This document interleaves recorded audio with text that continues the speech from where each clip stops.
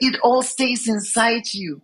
It's like, it's magic. It's the magic exists. You just have to look for it,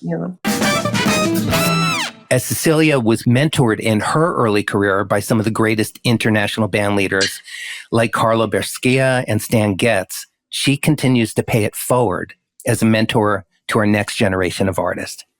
Cecilia Noël, welcome to Making It.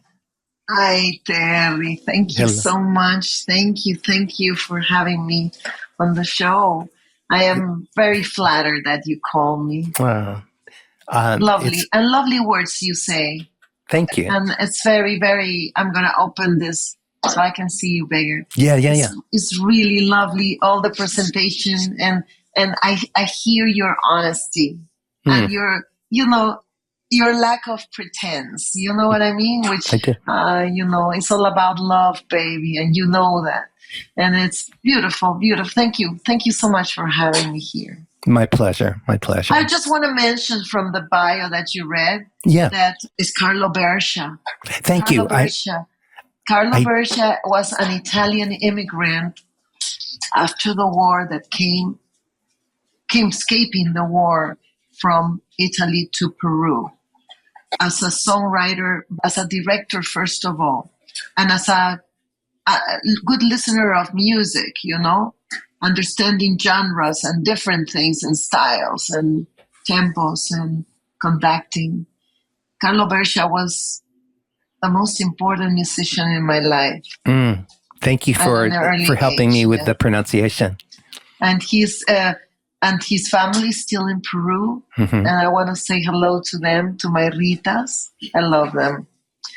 Both of them I have sung with. Beautiful singers.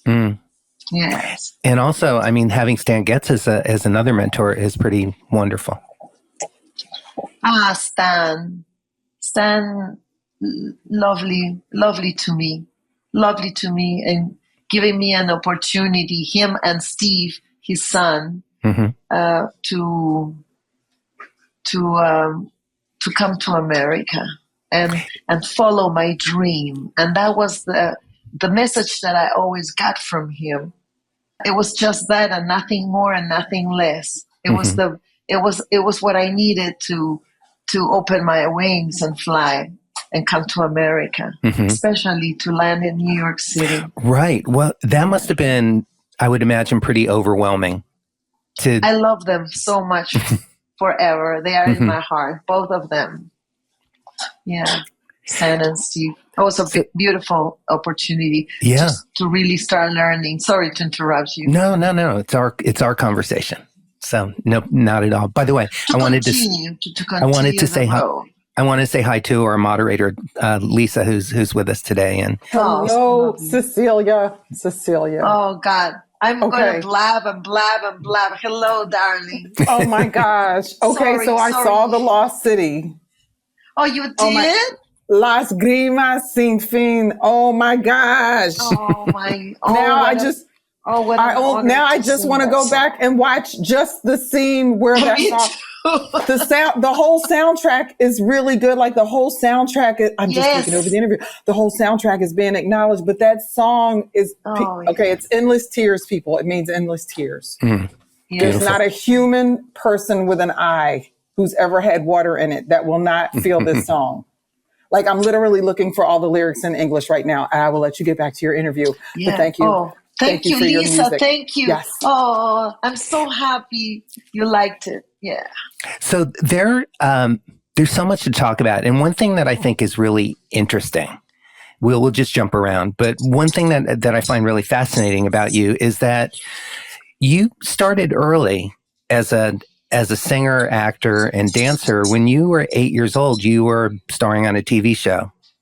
Yeah. When I was 8, I auditioned for El Tío Johnny Agogo with Los Estevos. Oh, they were fabulous quintet. It was there were maybe 4 of them at rehearsal, Frankie. And immediately there was chemistry between us. Right. And I was so eager to tell them that I knew about these bands that, like the Beatles, and the Beatles were my love. And so I just sang that. But the first song I sang on El Tio Johnny was If I Had a Hammer. Oh, sure. If I had a hammer in the morning. Oh, a Peter, Paul, and Mary. Yeah. Peter, Paul, and Mary. Beautiful. So I remember just starting there and never looking back. And then my sister joined me, and we were a duet. Cecilia and Noël Pereira. How wonderful. Yeah.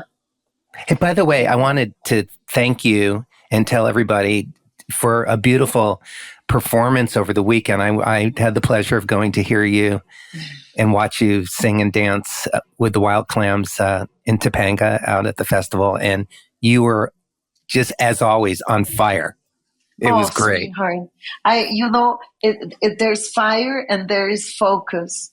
And there, you try to find the medium so you don't go into like, oh, where the fuck am I? Right. Because it's a lot of emotion, and it can overtake you sometimes. So, you have to be just there for the girls, the boys, 3 boys there, the spectacular singers. Mm-hmm. Your wife, one of them. Oh my God, Melanie Taylor, Maria Entraigues Abramson, and Jake Carmona stepping in on background vocals. My dear Lord, where was he all my life? It was like he was incredible and so professional. And Joey Deploy and Swift, Jonathan Piazza, and and Jimmy Earl and Jimmy Earl and Toshi and Lenny. Lenny Castro, Toshi. Yeah, beautiful band. And my teacher, Eric Jorgensen, and Sheila Gonzalez, La Copy. Can you believe that saxophone player? She was great. Sheila Gonzalez. Ay. Yeah. Her first time with the Wild Clams, 25 years ago, she came to see us for the first time. So it was magical. And Luis Eric from Havana, Luis Eric Gonzalez Abreu. And the trumpet, brilliant. Luis Eric recorded for the first time with me when I wrote the first song for my class with Eric Jorgensen. I wrote the arrangement and the song and the arrangement for Jasmine Jazz. And I said, well, Lee Thornburg is not around. I didn't know he had left town. Yeah. And I said, there's a guy that I like his tone, because I saw him with Andy Garcia and San Miguel. They were playing a show with all these great musicians too. I saw Luis Eric and I hit it off with him. We started talking. And I said, then I saw him. I heard his sound beautiful. So I asked him, hey, would you mind doing this for me? Would you like to work with me and record the trumpets here? And I told him what I wanted. He helped me tighten up my first arrangement for trumpet in ever. The horn arrangements for your band are wonderful. They're always really Eric exciting. Jorgensen. Yeah, Eric's really talented. I first started singing the parts. That's the truth, because I was trying to write more when I was when I was with Carlo Bercia. He would force me to read and rehearsals and help me. He said he had to go take a call or something and say, Cecilia, you take over. He said that to me a couple of times, and I was like, oh my God. So because I knew the arrangements by memory, but he gave me the score. He knew I read a little bit of music. So I had something to follow, and I started learning more. Then I had a great boyfriend, Roberto Valdez, that was the bass player of Carlo Bercia, that was so dedicated at making me understand music. You know what I mean? I do. But you also have surrounded myself with Richie Sellon. Before Roberto was Richie Sellon, an American man, boy, and mother Brazilian, father American, Peruvian. He gave me the Bible of music when I was 14 years old. When I first moved to Argentina, he sent to me 30 records from Bonnie Raitt to the New Raiders of the Purple Sage. Wow. Miles Davis. Sure. Herbie Hancock, Mawandishi, Joe Williams and Ella Fitzgerald and Count Basie and what a just a beautiful just jumbo a jambalaya of music and sound and that was to be exposed to as a teenager. And it all stays in you, you know that, right? Yeah, right. It all stays inside you. It's like it's magic. It's the magic exists. You just have to look for it, you know. You were talking about being a teenager and being in Argentina. Your mom, correct me if I'm wrong, but she sent you to Argentina and Germany to take voice, violin, and piano lessons. So you have a good everything. Training. The truth is, I took the violin for a few months. It was really difficult. I sounded like a cat on the roof. Yeah, not your instrument. And you were in a household with a family, and I was embarrassed to. Right. And the truth is, I had a traumatic experience related to the violin that I said it's not for me. It's called something else is calling me. Right. You know what I mean? And it was always for me. It was dancing and singing and dancing and I thought I was going to do musicals because the first time that I really knew I wanted to become a performer, a musician, and everything was when I saw Three Pennies from Heaven in the movie theater. It was the only time my father took me to the movies.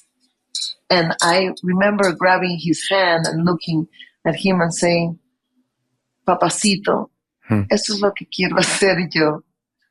And I was insistent, esto es lo que quiero hacer yo, esto. And my father was a great dancer. But, in Peruvian society, it was impossible in the 1950s, 1960s to have a career as a performer. That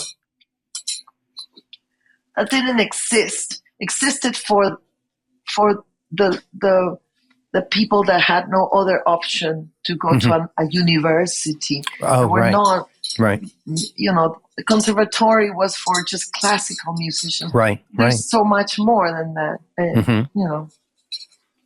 You said something earlier when we first started our conversation today about, being on fire. The balance of being of fire and the focus, the passion. How do you balance that?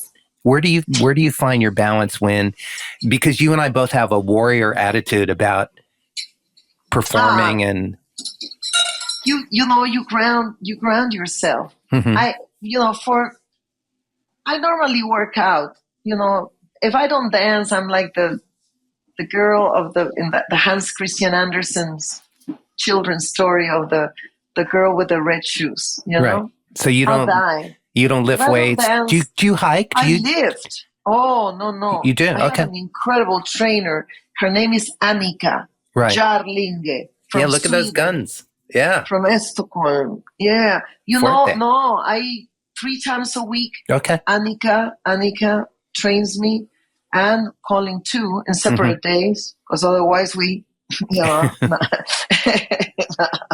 we compete with each other. I would be like out of breath.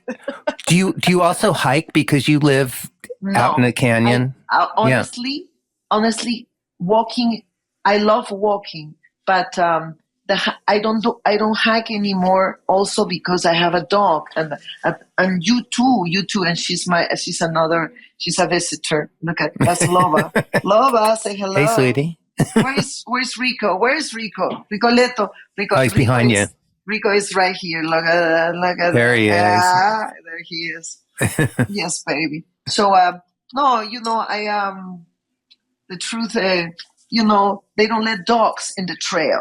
Oh, so right. But I take them around the corner or from corner to corner, not the whole loop because it's very steep and It can be dangerous with traffic sometimes. And there's not a lot, but sometimes people like to come to the state park and just and they're winding roads where you live. And, so you are talking about, in addition to dancing, which is extremely physical and you've done your whole life, but you are working out with weights with a trainer 3 times a week. And yoga. Yoga. Was that prompted by you getting sick? Because you've had physical issues in the last few years as well. So you always did that? I always did that. What happened to me was I became with age and stuff and the work, I counted on the Wild Clams to be my workout. I started relying on that, started getting a little bit.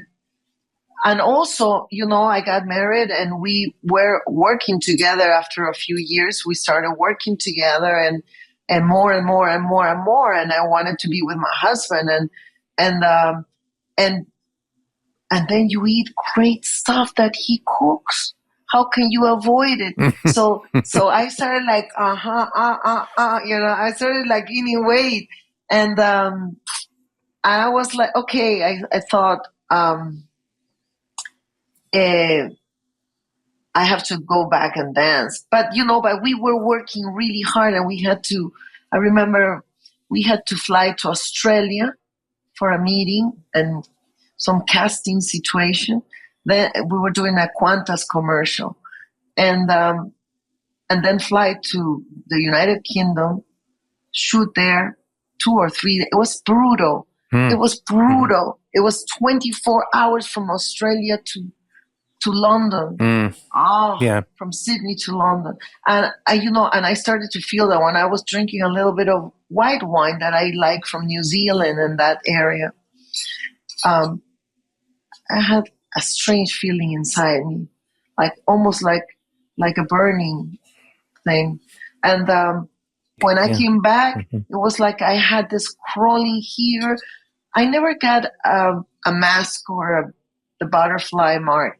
But then I couldn't. One day, Colin was going on tour. I tried to wake up August 5th of 2012. 10 years ago. And I was like, I can't walk. I'm having trouble. What the hell is going on? I got worried. Said something's maybe more yoga. Maybe it's that I did a couple of classes of yoga and I was stretching too hard. You sometimes you push yourself like too far. Idiot. Yeah. And then, but it got worse and worse. I lost all my hair. Now this is new hair. Yeah, it's beautiful. It's back. This new hair by my friend Liana from Salty, Maine, in Santa Monica. She created this, but it was my doctor, my dermatologist here, after doing a lot of research, that said biotin is good, but the only thing that will make your hair grow is Vivisco. This is a commercial for them. So when were you diagnosed? When did they diagnose you with your illness? Was it 10 years ago? It was going to be 10 years ago in August. Do you mind sharing with the audience? No. I have lupus. And like I said, I didn't get the mask, the butterfly, or no. Again, I have to say something. I believe that it's great to drink sodas. Once in a while, when you're a kid, you're going to try that. It's great that your family, your mother, your father tell you it's not that good for you. And if you don't see it at the table all the time, which I saw half and half. Don't think that I didn't see Coca-Cola or Inca Cola, the national soda of my country. It's called Intercola? Inca. Oh, Inca. Somos los Incas. Oh, yeah, Peru. Inca. Yeah. Inca Cola and Coca-Cola, you had them on Sundays. But regular basis was limonada. Limonada. Sometimes a maracuya juice, some passion fruit juice, but a little orange sometimes. But it was like maracuya and tropical and pineapple with water even, but as a water flavor, more natural, mixed with a shit. you gotta mix the good, a little bit of shit. Why not once in a while? But it helped me that I had been also a vegetarian at times in my life. I respect the animals. I do eat animals, but if I could, it's difficult to explain, but it's part of my lupus, what I feel and I believe on. I read a book called Eat Right for Your Type. Oh, right, sure. Eat Right for Your Type. James something, I love you. He has it clear to me. I'm O positive. The first, when I got really sick and I was taking Plaquenil, 400 milligrams, first 300, then Dr. Wallace upgraded it to 400, and 5 or 10 grams, sometimes up to 25 milligrams of cortisone. And because before the Plaquenil gets into your blood, it needs the help of that drug, the cortisone. And I was getting a little bit puffy, but there was a point that I couldn't eat. I couldn't eat anything because I had wounds inside my throat, and that was the crawling that I felt, and it was my digestive system was compromised with H. pylori. It was really complicated. So you needed to adapt your diet as well as your everything. I changed the filter of my house to an alkaline water filter. Love that. I had my beautiful friend from Australia that was my dance teacher. She's from New Zealand but lives in Australia. Every time I went to Australia, I took classes with Kate Eagle, with K Eagle, Kaye, Eagle. Okay. And she is an incredible dancer. And she said, I want to come to America and I can help you with your lupus and stuff. She stayed in the guest house, and every morning at 8:00 she woke up and she made me a juice of ginger and kale, a little bit of carrots and celery, a little bit of spinach and all the greens that she could find, a little bit of pineapple, according to the herbs and the vegetables and the fruits that I can eat for my type. Right. I believe that what he says in the book, and I follow that. It really helped me. Our diet includes red meat, but for example, certain meats not at all, like pork. For me, I feel it. I mean, I can have a piece of ham, but not a sandwich, ham sandwich. Yeah. I also found important to clean the bacteria from your mouth. Yeah. I emphasize that you can kill a lot of bad things when you dental floss and properly brush. And things like that, where it was one thing after another. I was confronted with my mortality. Right. I said, are you ready to die? You ask yourself when you feel this. And people don't understand the illness because it's so inside and the pain is so, but you consume. I mean, my fingers were like this. And my girlfriend, Mari, my putti, she would bring me buckets, her and her cousin, Vicky. We worked together, the three of us, great team of music and photography and everything. And Putti is a great scientific researcher and works for Sense. So, but she would wake up at 3 a.m. to bring me hot bowls of water where I would, not warm, as hot as I could put my hands inside, and to be able to do this, to open it. To open. I was consuming, and that's what happened with the flares. And sometimes you don't have the flares anymore, but you have inflammation with the full moon, for example. Right. The full moon, especially when it's 2 days before the full moon. People think that might be like a little spacey sounding, but it's not. You look at the power of the full moon on the ocean. Why would it not impact our bodies and the blood, all the liquid inside of us? We have ties in our veins, the ties of the rivers that we have inside our veins. You know? Yeah, I wrote a beautiful song called "I've Been So Tired Lately." Oh, to get my story told, the play, the plot, the song and the dance, the dreams that I have under my mind. But it's late, look at the time. I would love to play it for you, but I Qué bonita. diary. Yeah. Is that, by the way, have you recorded that? Can people go hear that? It's going to come in my new album. And you've got a new single coming out called Grito, right? Grito. Oh. Which, does that mean shout? It's scream, shout, cry. It's cry. I scream a lot, but I cry. I cry a bite almost. You know what I mean? The words were written by the beautiful Katia Moraes because she came to my house. We had a lovely afternoon, a day together here that was magical. And I love her art. It's all over the house too.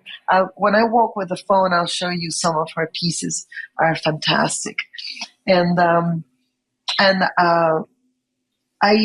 we sat inside the floating bed and we talk and share each other's emotions, and I play her some of my songs, and I said to her, "Why don't we collaborate on a song?" And she said, "Yeah, okay."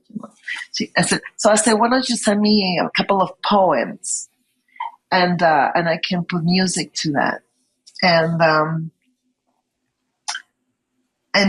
then a couple of days later, I said, "Hey, where are the poems?" Sometimes you have to insist when you believe that something good is going to come out of it, And for both of us, lovely. So she said, so she finally sent me 2 or 3. And I looked at them quickly because, it's almost like you have to just browse and get the feeling of it. And I saw the word grito. I said, let me see what this is about. And I feel it. I feel it with many voices that, is for the state of things right now. The violence, the mistreatment to Mother Nature, the Amazon, our beautiful Amazon. And I share with Katia the Amazon because I'm from Peru, she's from Brazil, So our loves meet right there in the Amazon and that center that unites, that's the frontier of Brazil and Peru. Right. And I love my jungle with passion, and I share the art. The pants I wore for the Topanga Days Festival were Shipibo made when I went to do my ayahuasca treatments with my shamana, Elisa. And the pants are designed by Paola Saavedra, Mensajero Azul. I love her. This is so beautiful because of this technology. Katia is here with us in the room. So, Katia, welcome to the show and to our conversation. Hello, baby. Querida. There you are. Olha. Qué linda. Hoy producida. Hey, beautiful producida friends. como uma índia. Índia até os cabelos nos somos caídos. Negros como as noites que não tem luar. Ai! Gal Costa. No, Katia and I, we share. When I first came to LA, Tom Regis put us together, and we were together singing lead in a band together. It was like the fire was out of control. It was. Well, the two of you, I'm so grateful that we are all friends, that you are both very dear to me, but you are two of the most passionate women that I know as performers, as people. So you moved here in 1989. Is that right, Cecilia? Yeah. Well, I came here for the first, you were here. First I came from New York. Right. And Tom brought me here too, and I auditioned for Hilton Rosenthal. That was the beautiful producer from South Africa, and he basically signed me on the spot with my song Rain, and my blah blah blah blah blah. And I recorded one song in that album called Chegando, Arriving. Yes, yes. You did some vocals too. In 1989, I came from New York, and I did the first bunch and went back in LA with Hilton, and then went back to New York, packed my things, and then officially I moved in 1990. And that's when Katya and I started working together. So, Katya, what was your first impression when you met Cecilia? What did your heart tell you? Exactly. You know, the things that I still have in my mind and in my heart is how respectful Cecilia was. Oh, we were together, and she was just, if she was doing back vocals for me when I was soloing, she would be on the back doing the solo. If we were singing together, she would come together. Dance together, crazy things. And so she was respectful. She was just so professional. So like, okay, that's the place I'm going to do the vocals. It's right here. She knew exactly what to do. Oh, that's the training with Carlo Bercia in Peru with a 22-piece orchestra. And the beautiful girls that we sang together, 4 girls, Laura Valle, Rita Aro, Marcela Sanchez, y Lourdes Carguas, and Leila Parra sometimes, and Rita Sainz. This was like magnificent with and Bettino Neto a couple of times. It was all these women together. I learned and I was able to learn respect for each one, and to cover also. You know, funny thing, Katya, to lift each other, to support each other. Katya and I learned each other's lyrics. So if I couldn't do it, she could do it. If I was fucking up, she would come in front and save me. And few people do that. Few people understand that you, as a backup singer, you have to know everything that the singer is doing in case you have to help her. Right. For whatever reasons, a lapsus, she falls, she gets her head hit, whatever. You know what I mean? But Katya and I, we were like that because we came from that school of singing with other great singers too. I keep asking myself if that had to do with culturally close. Right. Because we couldn't understand and feel comfortable because we are culturally close. You know, I think some American women, or the women, whatever it is, would be more like selfish. But I don't want to. Overstep or overshadow. Yeah. Right. Yes.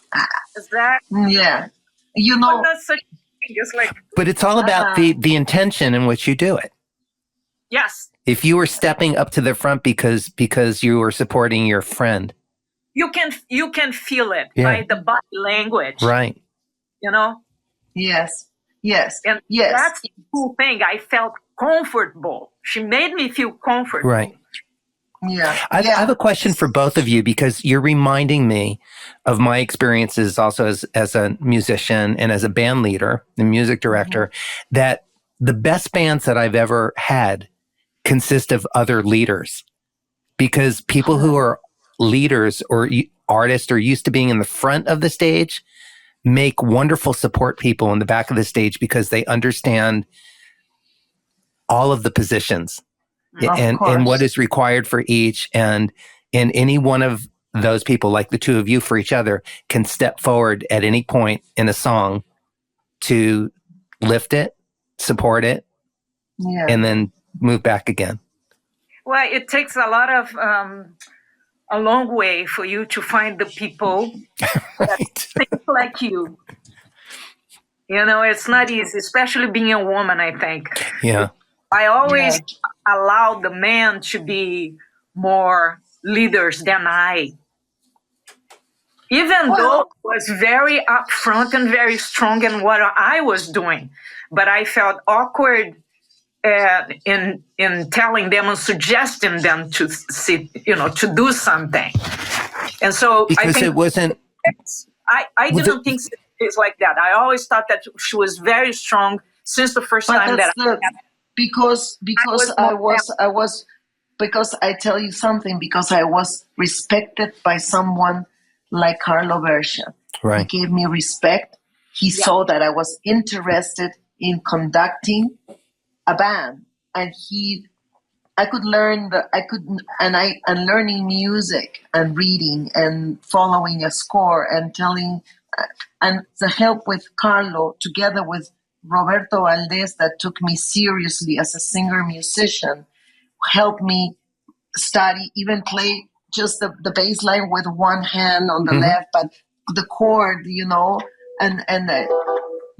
know where I am. And now, after many years of, and I have still my charts from 1978 that I wrote for God Bless the Child. I wrote my own little, Roberto Valdez would give me assignments, and he would sit me on the piano and said, I wrote a song that I wrote a song now for the new album called Blame It on the Moon and Love, that is actually a melody that Roberto Valdez forced me to play it in a bossa nova. And he said to me, that's your first composition. And that stayed with me, and I had to relearn to play it and build a song. I will send you you will see when it comes out. So it's also, things stay with you all those years, and the musicianship comes from also great influences in your life. I always chose great boyfriends. Yeah, it didn't work out, but you've also, by the way, it didn't work out. But I learned from each one of them. I learned beautiful things. I cannot regret anything at all. Cecilia, I want to read a quote from your husband about collaborating with you. Maybe it's my time to go. Leave. Oh, okay. No, because you. It's all about Cecilia's life and experience. So, but you stay in our audience. It's great to see you. But listen, I'm going to talk about Grito in a little while. Oh, okay. Yeah, I'm here. I'm listening. Okay. Katia, thank you. All right. Besos. Thank you. Obrigado. So here's, you're talking about both of you, understandably being women, and the extra challenge of that in being a leader, a band leader. And, it's interesting to me, I've been, by choice, having more women on the show recently, and some very powerful women. The two of you, Barbara Hannigan, who is an opera singer in Europe, but she's also an orchestral conductor. Rain Pryor is going to be on next week. Richard Pryor's daughter, who is an actor and a singer and a director. And, I'm really enjoying these conversations and the opportunity to highlight powerful women who don't apologize for their power. Lisa, you're another great example. My moderator, Dr. Lisa Summerhour, another powerful woman. And my wife, Melanie, who's also in the audience. But here's something, we're talking about collaborating and choosing well in partners and collaborators. Yeah. One thing that Colin said about you is, in speaking about working with helping him with his records, in producing and collaborating. You're talking about his solo album, Are You Looking at Me? Colin said she was really crucial. She was really great sounding board for me, a really good producer in the sense that she's very musical and has a great sense of song structure and so forth. So she was great to bounce ideas off of. And she sang on nearly all the songs. So she was really a great part of this record. So there are people, men, myself included, who have such a deep respect and appreciation for you and your point of view as an artist. I am who I am. Right. And that's all I bring to the table, and there's no bullshit. And I tell you my story if you want to hear it. If not, there's another story that could be boring for someone else. But I like to listen to your story as well. You know what I mean? It's like, it's okay. I love to talk about myself. Of course. Thank you. But I like to know where you, and that's what happened with my relationships. I was interested in finding out about the people, the man I was with, the person I was with. I wanted to know about them. I wanted to feel, because it determines if I want to hang or not. It's not, I'm just going to fuck. No, it's about, I'm going to get to know someone that I'm curious about. Mm-hmm.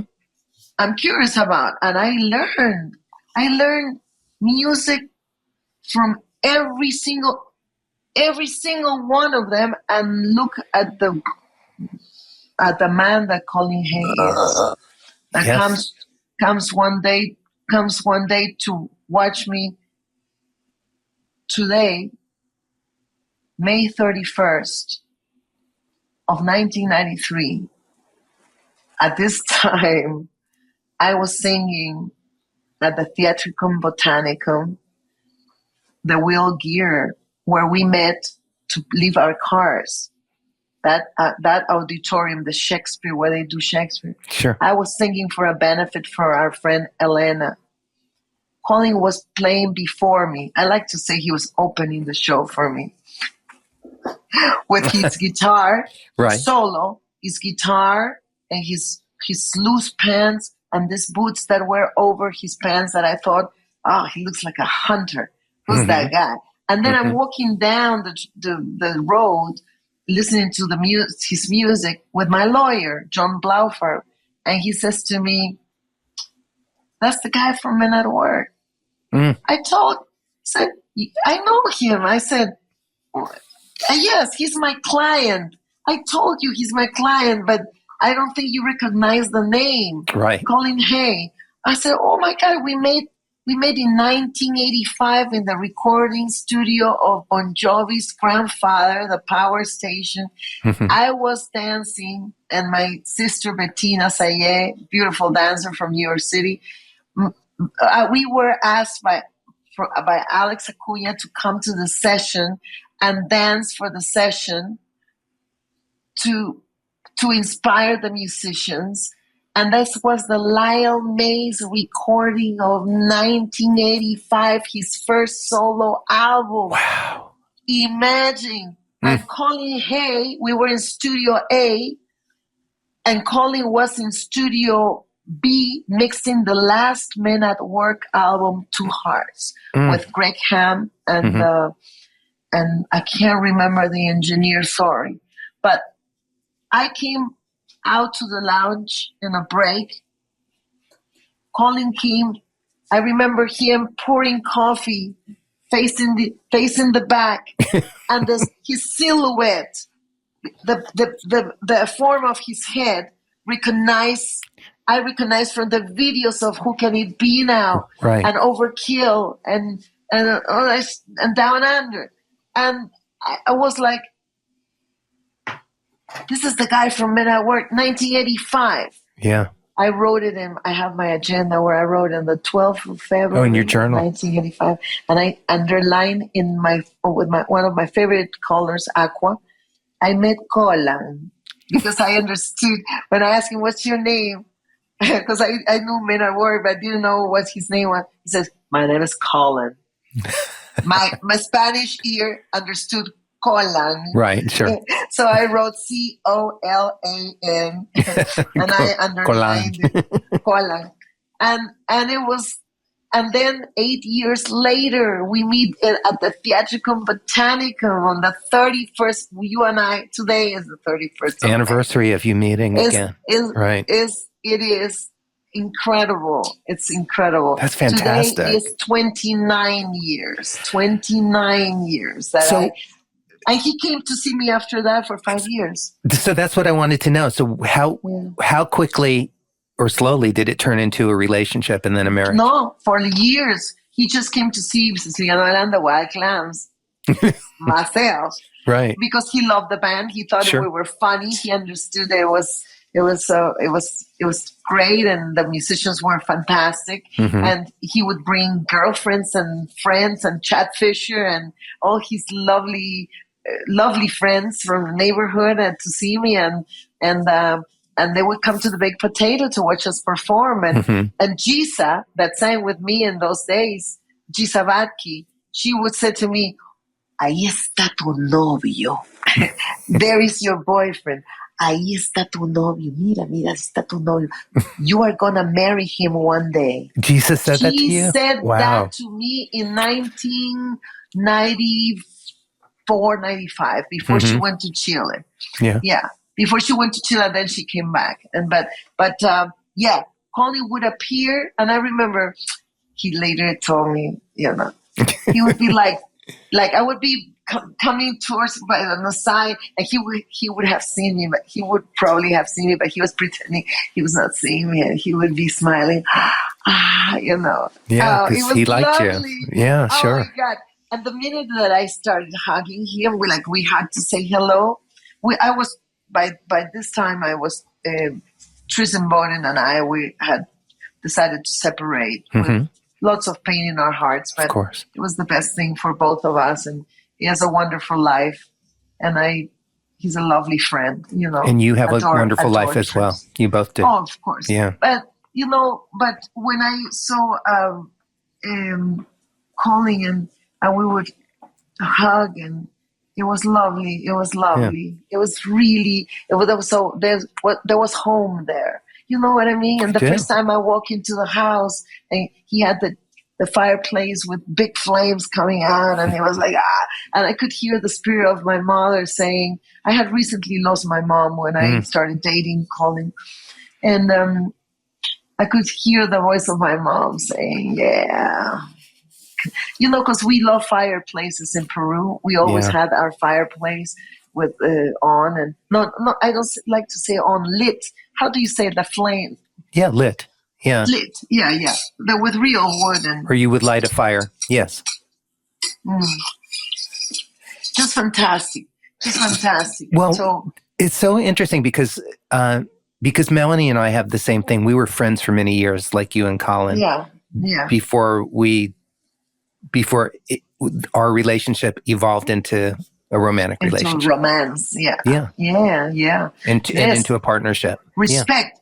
Amazing. We take a circle back to the word respect. There was mutual respect for each other, and he understood he understood right away what I was about. You know what I mean?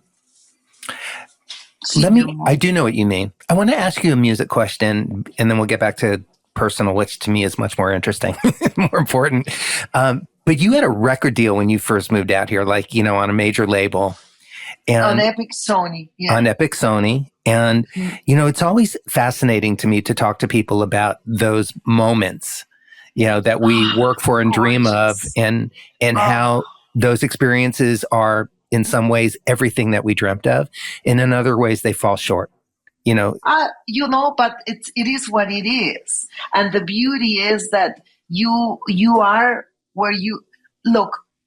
There was a beautiful bid to sign me when Jeff Quatinez became my manager, and Bruce Horowitz, the wonderful Bruce Horowitz that I adore. He was looking. I think he just came to the Baked Potato, and he fell in love with the show and with me, and and he was working as a, how you say, a scouter? Talent scout or A&R. Yeah. For Quatiness that had Q management in those days in 1993. And I had been playing at the Baked Potato for a couple of years, or a year at least. Bruce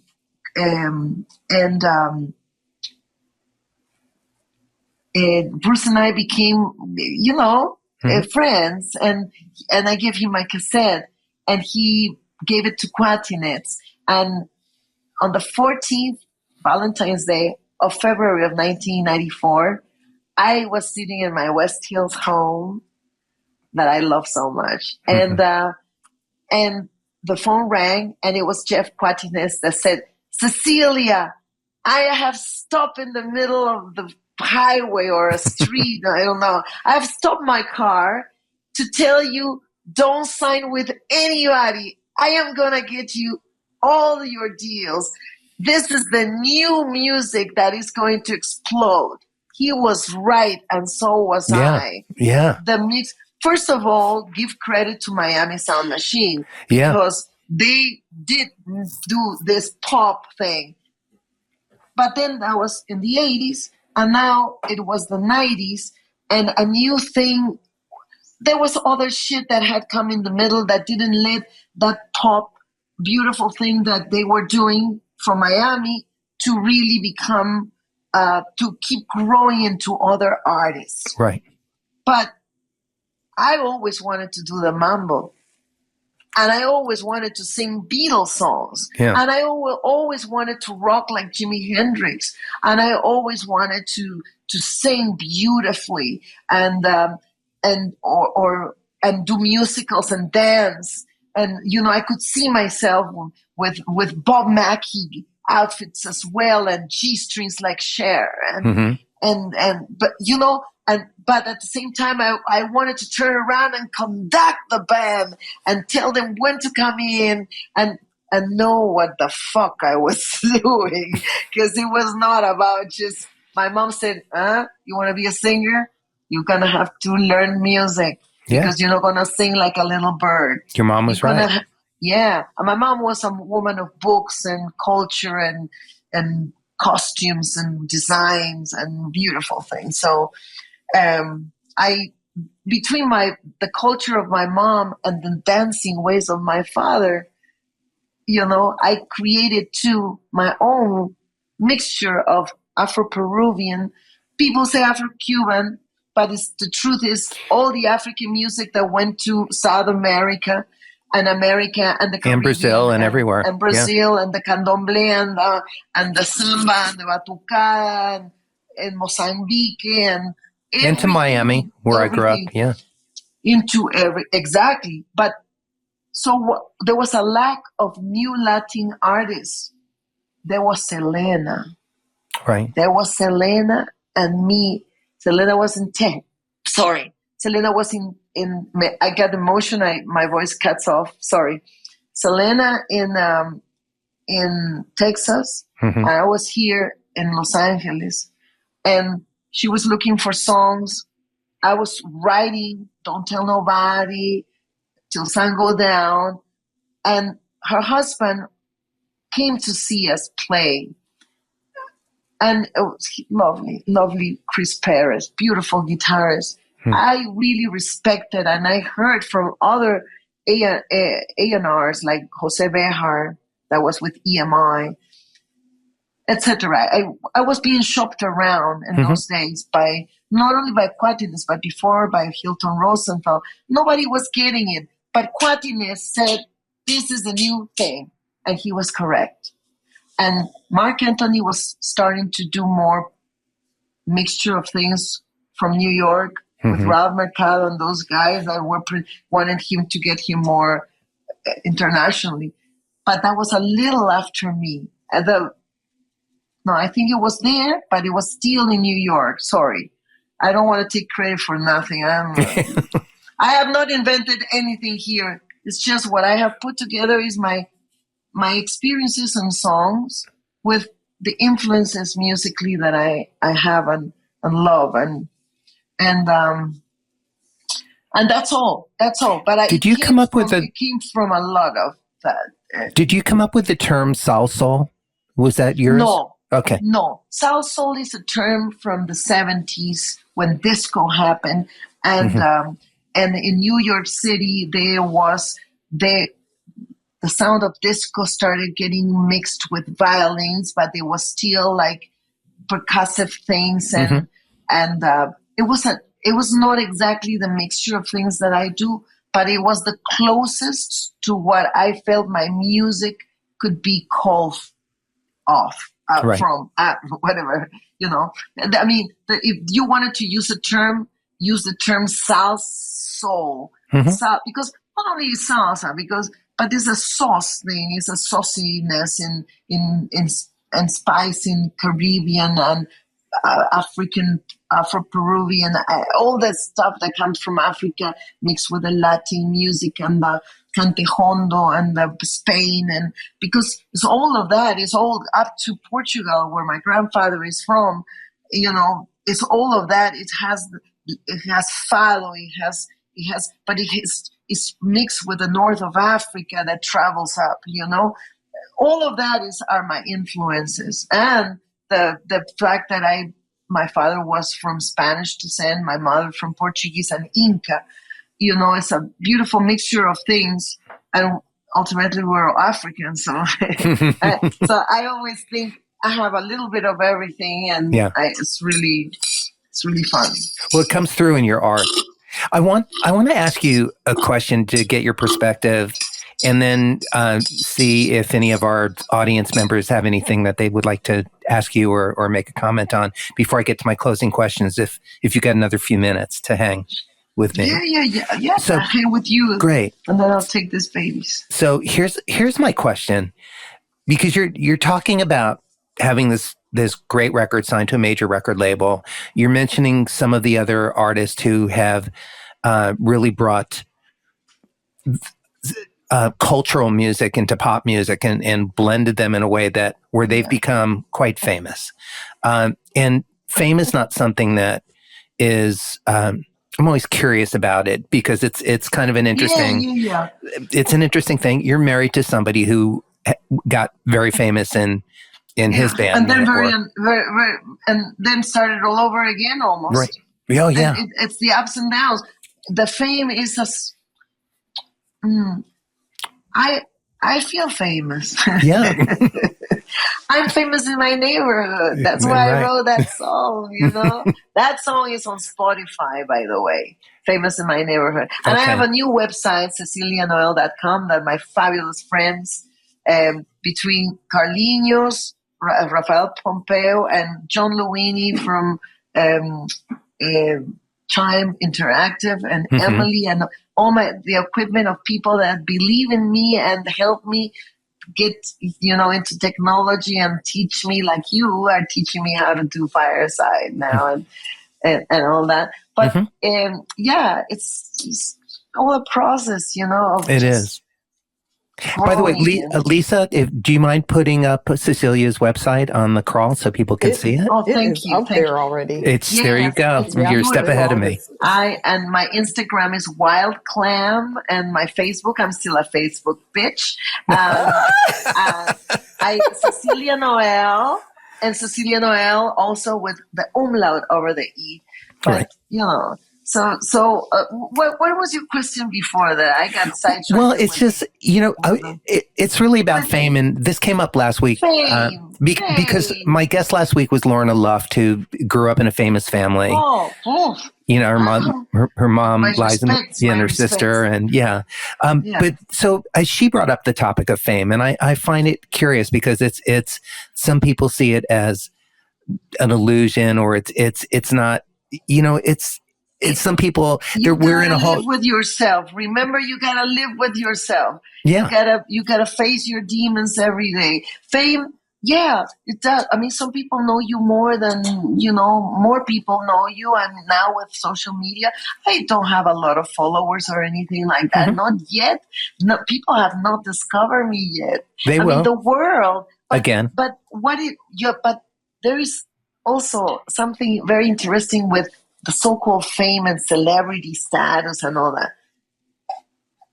You want to have people up on your driveway with cameras when you want to walk around with your pajamas and you want to pick up the poo-poo of Rico and people following you, and if you have an argument with someone, not even in the house because we don't argue very much here, but we argue about court changes. Right. but the truth is no. You want to lose your privacy? How much are you willing to give of yourself, of your real self, for fame? I mean, you gotta think about all the mad people right now. I mean, I'm like, fucking, I don't want to be that much more famous than now. I actually, look at me. I had a record deal. I had a beautiful publishing deal with EMI. We parted ways, but it's okay.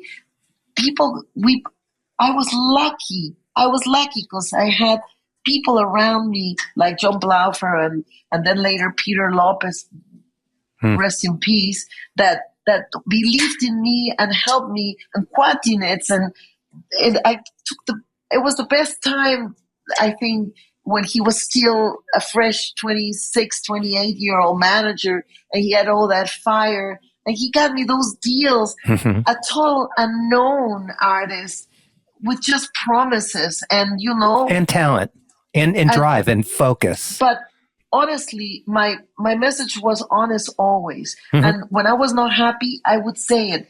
And but I learned business. I learned the side of the business, and I learned to read my contract from John Blaufer, and then later to know what was right for me to say and when was not, and when I was not wanted, or when they fired the president of Epic, and then they fired my A&R guy. I was left in Epic. I said, the next one is me. They're going to get rid of me. My album didn't even get completed. I had done 4 songs for my album with Howie Hirsch, but I had a little bit of money in the bank that they had given me, still a recoup. And I said, Peter Lopez, I've been waiting like 3-4 years for something to happen. They're going to fucking make it. I'm not going to get my money. I'm not going to get. And I went to Century City where he had his office. And he used to come to the Baked Potato. And I love Peter so much. And because Blaufer said to me, and Quatines, they both said to me, you're not going to get a penny from Epic when you leave them. I went to Peter and he got me the money that I wanted. And I was able to put it in the bank, save it until today. That money keeps growing. Beautiful. You know what I mean? Yeah. I learned my business. I was not only I had to call 25 people for a gig. I had to do like a puzzle, and okay, Albert Wing can play with me, and Vince Denham is, because Vince is not, and Vince too, and then Vince Neck can do it. Okay, two saxophones, and then who's on trumpet, and I had to do it all for 25 years, 30 years. Now we are 31 years old, the Wild Clams, and we play our first show after a few years. Yeah, but it's terrific. Look at them: Jimmy Earl, Cletus Escobedo, Toshi, Jonathan Drizzle. They have like beautiful gig with Jimmy Kimmel. Yeah. Are you kidding? And Eric Jorgensen, he's like a master.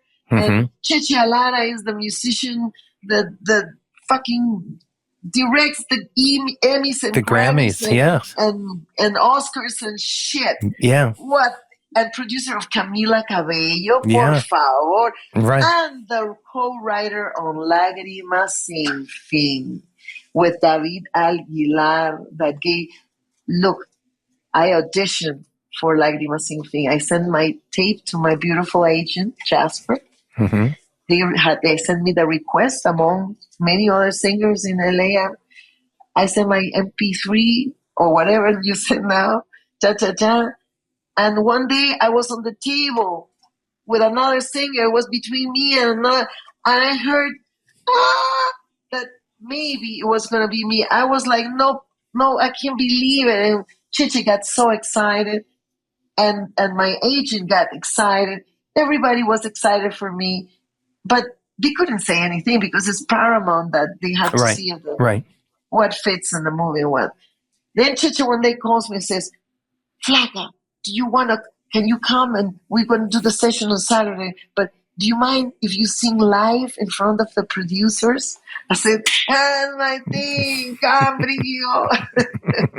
No, honestly, I was like, oh my God. I had to learn the poetry of David Aguilar and memorize it like it was Shakespeare. Right. And I said, I better not fuck up. You know? That's all that I could think of. I'm going to bring some water because I just run out. By the way, Cheche is another beautiful musician who is going to be on the show soon. We've been working on scheduling him. But one of the reasons, the people that I'm drawn to having on the show are people who bring heart and passion to what they do. And you are certainly one of those people. And so is Cheche. So, Lisa, if you or anybody has any questions, now would be a great time. I will keep an eye out. I'm thinking there might be one other person on here that I'm seeing that might have one, but I have one of Cecilia's quotes. I hope this is not misquoted. It says, I have no hobbies. I only do things that I love and I can incorporate into my music. My life is my hobby. Yeah. One, I'm stealing the entire thing. I read it and I was like, oh shit, makes so much freaking sense. Like, why do I tell people things like, oh, sewing is a hobby? Where did that come from for you? When did you adopt that philosophy? And was it something, how did you know that? How did you realize that? Oh, baby, it's just, it's like, I love washing dishes. Me too. I love the meditation comes with it. That can come with it. Sometimes I have done it quick, but never poorly. You know what I mean? It's like, and Arturi and I, we were talking about exactly this. Obsessions and rituals and things that we trick ourselves into thinking that, oh, they're going to bring us a little more luck, or they're going to do this and that. Life is so rich that I think that the hobbies are life. I mean, I've never done anything that I didn't want to do. Yeah. See, so you just gave us another quote: quickly, but never poorly. Mm-hmm. Right. Because ironing is like that for me too. I like to iron. Thank you. Oh, that's lovely. No, so I just think I understand. Everyone should think about those things that you do that bring you such joy, and we discredit them sometimes, maybe by calling them hobbies, because they bring you so much joy in that meditation and that peace. So thank you for this quote, because it's going to be in my office somewhere. When Terry asked me that question, was like, a hobby requires discipline as well. Mm-hmm. So unless you want to do it poorly, right. People. I used to rely more on just natural talent. That's the truth. Mm-hmm. You think that anyone can do this. Hey, come to my world. Let's see. And some people will cut because they were born with like a Celine pipes. Celine Dion pipes. That's something that she has, that magic. Mm-hmm. Everybody has their own magic. Everybody. Mm-hmm. But you have to nurture that. And honor it. So if you have a hobby, maybe you collect stamps, but isn't that really a hobby or a passion, or the fact that you're gonna look, because if you collect them, you're gonna look at those fuckers, with a magnifying lens and see that if you're really a collector. Now, if you want to have just a bunch of things that you're going to go like this. Oh, look, I have photography books. And you just go like this. It means nothing, you know what I mean? So I grab things. I'm very passionate with the songs that I write. I decided that even, you know, sometimes you doubt something. You start something and you say, this is nothing. And I have a tiny little keyboard here, but you question yourself sometimes where you want to go. For me, melody is very important, and words are very important. Everything is very important. But for me, it starts with either a groove, a melody, or a sound. Yeah, sound. Or Okay. sound. You know, I create, and I walk around thinking music, like percussion things, and I notice things. I notice the plane that is flying over. You know, I notice things around me, and I try to pay attention to the moment. So, you know, everything that I do it because I love. You are music. I love it. And dance. You are music. I really want to share my new songs with you guys. I would like to maybe one day have a listening party for the songs. And also the songs that I've been writing with Jay Carmona and San Miguel Perez. You've heard 2 of the songs of San Miguel that we wrote with the 3 of us, and that he is the soloist of those songs, and they're his songs for his new album. You know, and he is magnificent. I met him in 2010,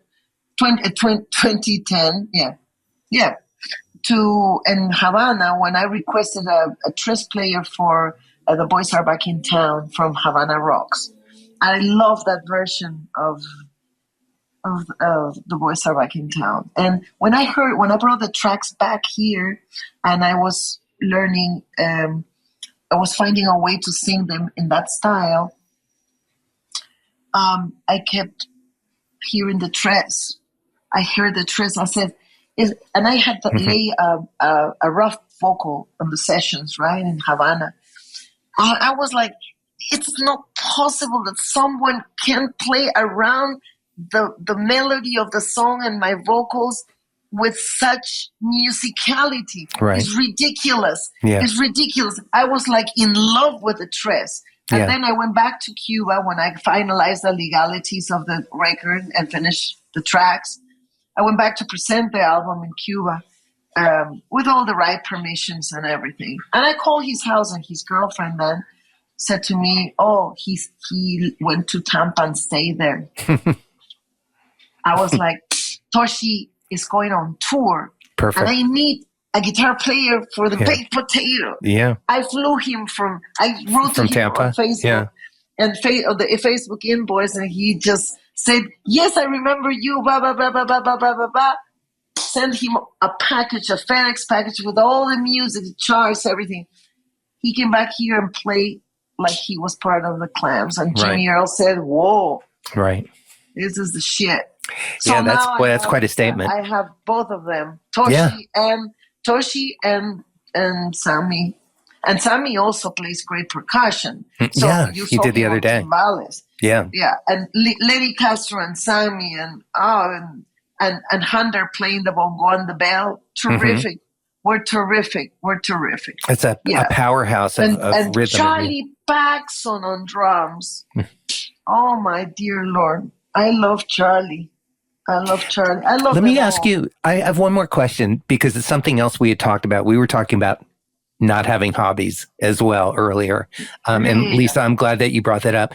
There was one other thing that we talked about before we get to my 3 closing questions, which is you also said, we were talking about stress the other day, and you were saying stress is my friend.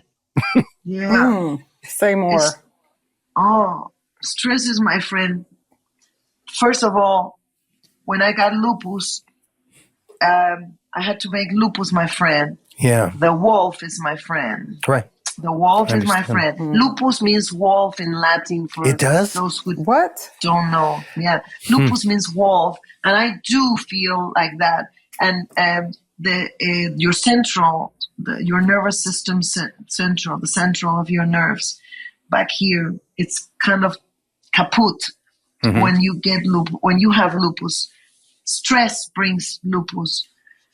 I have to be careful on the full moon. Like I said, I really howl on the full moon and love the moon, love it. But the main thing is to embrace. And stress, people that live with me, they think I'm insane. Because I'm in the moment, and I'm in the moment, and I am dealing with the sound man, and you call me to ask me if you bring an amp or you go direct in the house, but you know what I mean? Or you're calling me at 8:00 in the morning when I needed to sleep until 9, and right. That really happened. And I have to sing that day. Yeah. I'm gonna go like motherfucker. I'm gonna turn into. I feel becoming green of people not thinking for themselves. And having to ask me too many questions when I try to. I'm very organized with my business and my emails and my texts. I have to be redundant sometimes. I hate to be redundant. But I have to. This is an organization of 35 people that I have to put together in 3 weeks with rehearsals, with Melanie having to sing with Barry, with Putti with Maria having to go to a conference for Sense, and 3 more now, and with I have to juggle. I'm the juggler. I juggle schedules, and finally find. But now I have these people, and then one of them is sick, and I have to forgive them, and I have to use my compassion. Where are you? Where is that compassion? Right. Okay. So I'm like, I live like this for 3 weeks, and if Colin is here, he says, "Baby, why do you do this? Might as well you go on a world tour for 1 gig." Yeah, same amount of work. What it takes, and we have not had the crew and everything together for all these years. So sure, because of COVID and everything. But then look, I was stressed, and the magic happened. It's like when you do the last yoga pose and you tighten everything up and then you release. So there's the magic right there, because I wonder at what point the stress becomes destructive instead of empowering, instead of it being fuel. But the letting go, the release is a big part. If you know in your heart that the lack of sleep, I slept 2.5 hours some nights, 4 hours. I'm not surprised. It takes mostly, a lot. More than 5.5, never. In 4 weeks, right? On 3 weeks, really, the last 3 weeks. Right, and putting your show together. Yeah, putting the last things together. And if you know you made a deal with yourself, I'm gonna allow myself to not sleep for this 3 weeks, and then I'm gonna go back to relax. I'm gonna do my best. Self-care. But what I did in the worst moment, Jake wanted to do a yoga class, and I said, "You choose the timing. I don't want to know. I'm going to do the class 1 hour, 2 hours, 45 minutes, 30 minutes, 10 minutes, whatever you want to do yoga. Let's do power yoga with Brian Cassidy, my teacher. We put our mats down. We do the yoga. It was 45 minutes. I cry at the end because I needed that. And then you give yourself a little moment before the next 3 more days of super stress before the show. So you have to find a way. But this destructive part is the lack of sleep, which I have learned. It happens because since I got lupus, I never slept again 8 hours, 9 hours. Right. Never. Right. Never in 10 years that it's going to be, I have not slept more than 4.5 hours and wake up.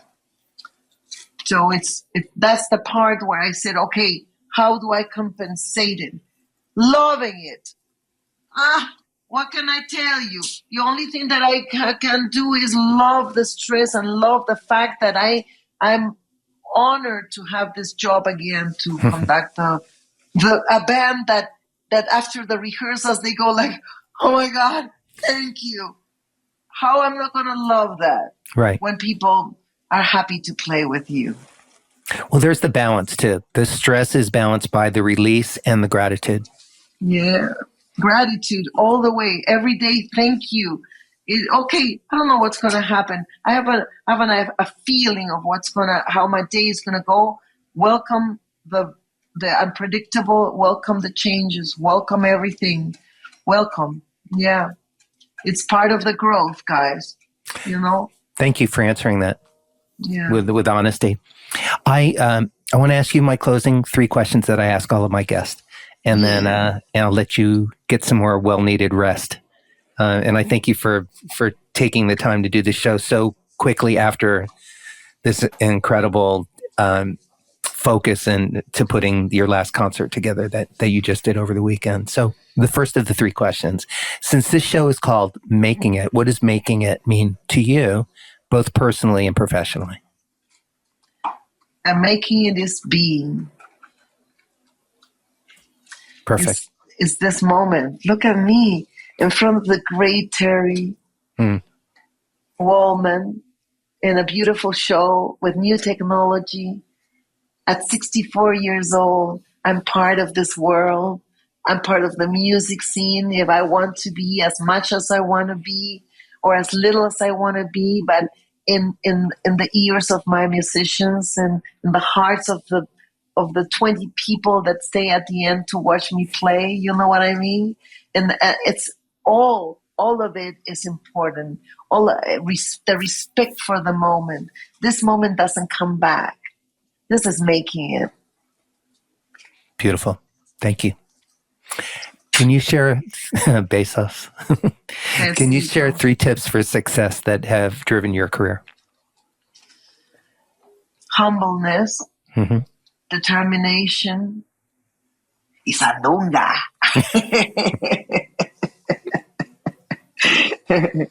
It's great. See, I love. It's love. Yeah. You put it all together, it equals love. Love for everything around you, love for yourself, love. That's the only thing. Nothing else matters. Do it with love. Do it because you love it. Do it because you cannot breathe if you don't do it. Yes. Yes to that, to all of that. My final question to you is, at this point of your life, with everything that you know to be true, what would you tell your younger self?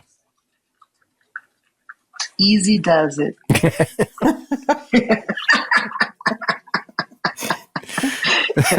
That's great. Well, on that note, why does that feel just a little like tantalizing? Like it was something wrong. Like I feel good that there was something wrong in that. Like I feel naughty. That's the word for it. That's beautiful, right? Because that's what life is. It's humor. It's humor in everything that comes to your mind and inspires you to laugh and to not take yourself too seriously. Right. You know? Thank you. Absolutely. Any closing thoughts before we say goodbye to everybody? Last words for you. Listen to the Wild Clams. Listen to my music on Spotify. Yes. You'll have a surprise. There's for you. There's for your grandparents. There is for the young kids. There's for the babies. I write for the children. My new album is called now Canciones para Princesas. Songs for princesses. It's for the princess in you. There will be all the songs that I release are songs for princesses, Canciones para Princesas, because all women at every age, they're princesses. They're find your princess and the love and the romance that you feel at the same time with the business of being a princess.